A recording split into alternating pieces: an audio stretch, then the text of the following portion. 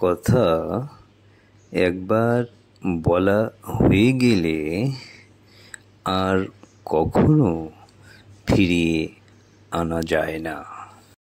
কথার মাধ্যমে একজন মানুষের ব্যক্তিত্ব ও মানবিক গুণাবলী অন্যের কাছে ফুটে ওঠে।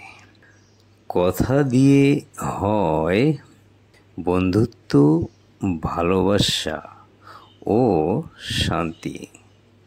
আবার কথা দিয়ে শুরু হয় ঝগড়া, শত্রুতা আর অশান্তি। জীবনের সকল অবস্থায় কথা ও কথার বাচনভঙ্গি অত্যন্ত গুরুত্বপূর্ণ বিষয়। কোনো বিষয়ে কথা বলতে হলে অবশ্যই আগে ওই বিষয়ে বিস্তারিত ভালোভাবে জানুন।